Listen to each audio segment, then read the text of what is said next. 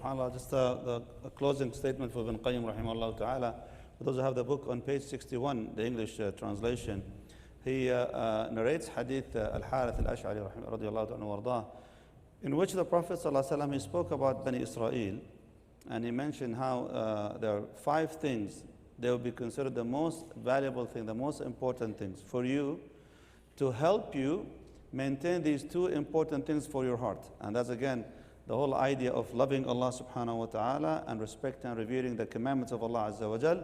You need 5 things to do that. Number 1, he says as-salah. Number 1 is at-tawheed, and that's the pure sincerity and believing in the oneness of Allah subhanahu wa ta'ala. Number 2, he says as-salah. You prove that with the daily prayers. The bare minimum, obviously, the fard salah. But we talk about salah in general. Number 3, he said as-siyam. You fast regularly, not just in Ramadan, outside of the month of Ramadan. How often do you fast outside of the month of Ramadan? Ask yourself this question. And number 4, as-sadaqah, charity. How much do you sacrifice of your hard-earned money for the sake of Allah subhanahu wa ta'ala to help the poor and the needy and other people? And the last one, he said Dhikr. He didn't elaborate much on the first 4 because he said we talk about this in many other books. But Dhikr, he designated the book for that matter. So tomorrow, inshallah ta'ala, when we come back, we are going to be talking about the benefits of Dhikr. And he mentioned in the book 73. He said there are hundreds, he said. But he says he was able to count 73 of them, and then he said, let's move on. So we're going to start going over these, inshallah ta'ala, every night, bidnillahi ta'ala, so we can see how valuable indeed Dhikr is. May Allah subhanahu make us among Dhakirullah wa Dhakirat. Shaykh, we have a few questions here from our audience. Those who are watching us live online, may Allah subhanahu bless them and reward them for being with us. I know some people are already actually mourning to them, and for us it's still past midnight here. So the first question says, combat heedlessness with Dhikr.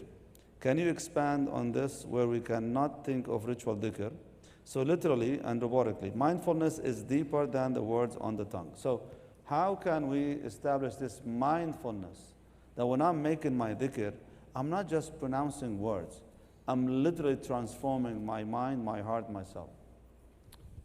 Okay, so obviously there is Dhikr that is made as you kind of go throughout your day. And it's very difficult to exert yourself in mindful dhikr sometimes because let's say that you're at work. We actually talked about even kalimat al-Ikhlas, saying La ilaha illallah, the statement of sincerity, while your mouth is closed even, you're between tasks, and you're doing dhikr. That type of dhikr is better than silence. That type of dhikr, which is when it's just the tongue is just moving, and you're not really able to exert your mind and exert your heart, it's better than being quiet. And silence is better than speaking evil. Right? من كان يؤمن بالله واليوم الآخر فليقل خير أو ليصمت. Whoever believes in Allah in the last day, let them speak well or don't say anything at all. So think about like degrees here. So the worst thing you could do is say something evil. Use your tongue for bad. The next thing that you could do is at least just be silent. And then better than silence is that the tongue is just moving with the dhikr of Allah subhanahu wa ta'ala. And better than that is mindful dhikr. So think of it this way. Mindless dhikr is better than silence. Silence is better than sin. Mindful dhikr is what you want to do as much of as possible to be able to guard yourself. Now the dhikr that's just rolling off the tongue, it does protect you in many ways. How? It's awkward to go from dhikr to a curse word or to backbiting. It's awkward, right? You're not going to be able to transition, like the tongue won't allow it, the fitrah of the tongue won't allow it for you to be making dhikr and then to say something disgusting, to say something nasty. It's just not working, right? So that dhikr does actually protect from something. But mindful dhikr will protect the eyes, will protect the heart, protect the mind. That's when you actually sit with yourself in silence and remember Allah subhanahu wa ta'ala. وَلَا بُدَّ لَكَ مِنْهُ. Like that's what he's saying. You have to have a portion of that every day. You can't survive without some portion of that every day. After your salah, before your salah, but some portion of the day where you sit with yourself and you remind yourself of Allah subhanahu wa ta'ala. Because that orients your priorities, that orients your faculties. If you don't have that daily regimen, even if it's for a few minutes, like they talk about mindfulness and stuff like that, and sit down with yourself and deep breathe, and all right, all that is good, just add dhikr to it, and don't do anything weird with it, right? But what are you doing here? You're calibrating your system, you're orienting your system towards Allah subhanahu wa ta'ala so that throughout the day you'll always come back to that no matter what happens. I might add to that point, subhanAllah, people they understand when it comes to dhikr, it's not just about repeating words. Even when you reflect on the world around you, when you see something and the first thing crosses your mind is Allah Azza wa Jal. Yeah. Like there's a big difference between someone looking at the sunset, sunrise, and says like, wow, this is so beautiful. They're saying, subhanallah, this is amazing. Big difference. Because when you say, wow, this is beautiful, now you're looking at the object itself as is worthy of praise, right? But when you say subhanallah, you immediately you direct your heart and your mind to praise the maker of this beautiful thing, right? So even these things, these moments can be powerful. It doesn't have to be a long session of dhikr. Yani. Also, you're already doing dhikr on a regular basis. You pray. You sit down after salah and do tasbih. Make these moments meaningful. Be mindful of your tasbih, your dhikr. How many times you had to repeat your tasbih because you couldn't even focus for a few seconds to count 33, subhanallah? And you keep asking, is that the second one? Is that 30 or 25? I don't know. That's the guy, bismillah, subhanallah, subhanallah. Why can't you just focus for the first time? So be mindful, and you'll be able to do that, inshallah, tabaraka wa ta'ala. Someone is asking about the title of the book. So once again, it's the book of Imam Ibn Qayyim al-Jawzi, rahimahullah ta'ala, Al-Wabil al-Sayyib, Al-Wabil al-Sayyib, which translated into English as Remembrance of the Most Merciful, inshallah. Which is the best dhikr? He's going to talk about this, inshallah, later in the book, but eventually he says the best dhikr is Al-Quran. It's the best dhikr of the Quran. And then he talks about other form of dhikr based on the circumstances, inshallah ta'ala. If anyone missed anything from the lecture, some people they asked to repeat something that was mentioned in the lecture. Once this session, inshallah, is concluded, you can watch the recording on both channels, Valiant Islamic Center and Yaqeen, inshallah, Institute, bidnillahi tabaraka wa ta'ala. And you can take notes as well, inshallah. And you should do that, by the way. 2 things that you should do. Read the whole book. Make it a point to read the whole book, inshallah ta'ala. Because we're inevitably not going to be able to read every sentence. And go back and review the notes. By the way, subhanAllah, like, these sessions, they're not as watched as like the khutbahs and the khatiras and the smaller things, but like the people that actually like engage them throughout the year take like meaningful notes. Like I know a lot of people that actually sit with these sessions after Ramadan and take proper notes, inshallah ta'ala, and go back and review. So do make your own notes on the notes. And I want to emphasize on this point. We mentioned that last year as well too, Shaykhna, at the beginning of the sessions. They said, look, my dear brothers and sisters, هتف العلم بالعمل. علم, this knowledge requires practice. فإن أجابه ولا ارتحل. If it doesn't respond to it with action, it just disappears. So all what you learn over here, it just becomes amazing. That's all. And then when you leave, what did he say? I have no idea. Another thing is that العلم صيد والكتابة قيده. Ilm, knowledge is just like a hunt. You go hunting for these games, right? And you capture those games with your writing. So I highly recommend for you to download the book or buy the physical copy of the book, inshallah ta'ala, and write your notes on the margin of the book. Whatever you feel like a gem, oh, this is beautiful, just write it down there. It's okay. You pay this much money for the book, let the margins to become darker with that ink. Because it's okay, inshallah, to do that. I hope, inshallah, by doing so, that ilm will be strengthened in your heart, your mind, and hopefully, inshallah, in your life and your actions, bidnillahi azza wa jal. So a question here, when it comes to dhikr, so do we focus on quality or quantity? I think it's the same thing, right? We focus on the mindfulness, not just how many times you repeat that.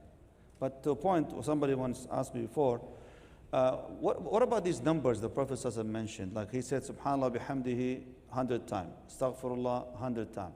Can I say 101? Can I say 102, 103? The answer is absolutely. So what do these numbers then mean?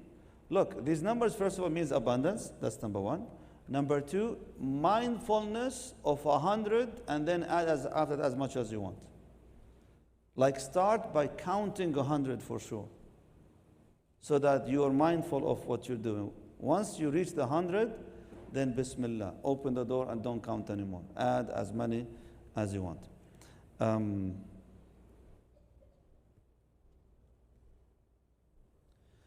So someone's asking, says, look, I can think of tons of things to get in the way of my relationship with Allah subhanahu wa ta'ala.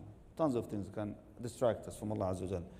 Where do I even begin to mend my heart? If I want to start with one thing to start fixing my heart, where do I start?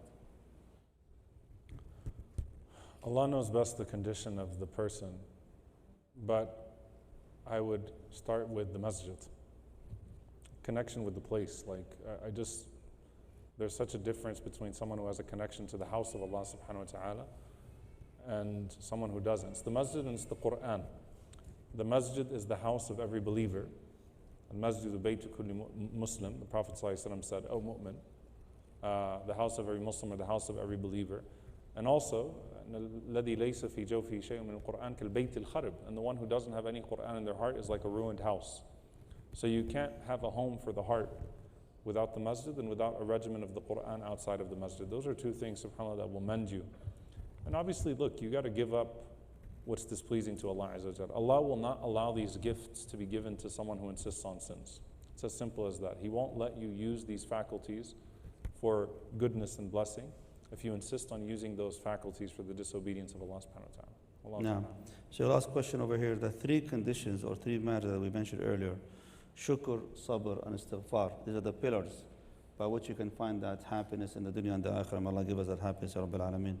So they are described as unavoidable. Every person will face all three. Which of the three do all Muslims find most neglecting? And why do you think that is? Like, which one we usually neglect the most? Is it being grateful, being patient, or seeking istighfar when we make mistakes? Allah knows best, but I would say patience. Like if you look at when the Prophet ﷺ says, "Ma u'ti ahad ata," that no one has been given a blessing more khayrun awsa min as-sabr, better and more expansive than patience. It's because of how rare it is to find people that are actually patient. It's a lot easier to find grateful people and regretful people, but people that are truly patient are such a rarity. And the more of a rush society becomes, the more hasty everything becomes, the more impatient and impulsive we become as people, the rarer that gift becomes. And the Prophet ﷺ said, إِنَّمَا الْعِلْمُ بِالتَّعَلُّمِ وَإِنَّمَا الْحِلْمُ بِالتَّحَلُّمِ, that knowledge is through seeking knowledge, and forbearance, which is patience. Patience with people specifically is through practicing it. So patience, there's no doubt, is the hardest and the most rare.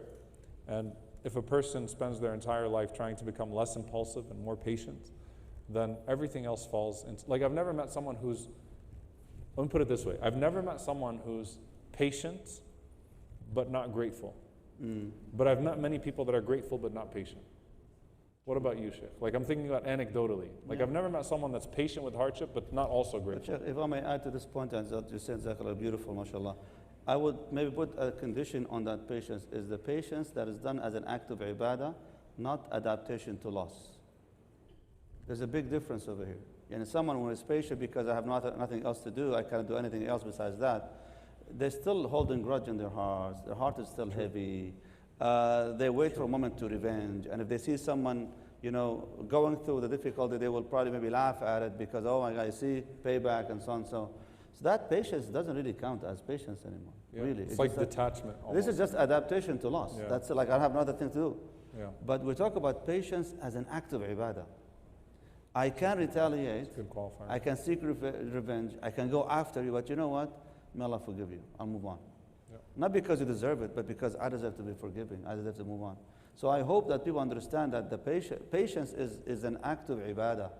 So when you do it with ihsan as well too. You're not just patient because I can't, or there's nothing else I could do, or I'm afraid with the consequence if I don't show patience, for example. No, I'm truly doing it because I truly believe if I show patience, Allah will reward me. And then comes, of course, everything else as part of it, inshallah, tabaraka wa ta'ala. Shaykhna, jazakumullah khairan for being here with us, inshallah ta'ala. Tomorrow, bidnillahi azza wa jal, we're going to be studying the benefits of dhikr. Hopefully, inshallah ta'ala, we'll be covering a few of them, maybe from 1 until 17. So about 17 points, each one is one line, inshallah azza wa jal. And we explain some of these benefits of adhkar.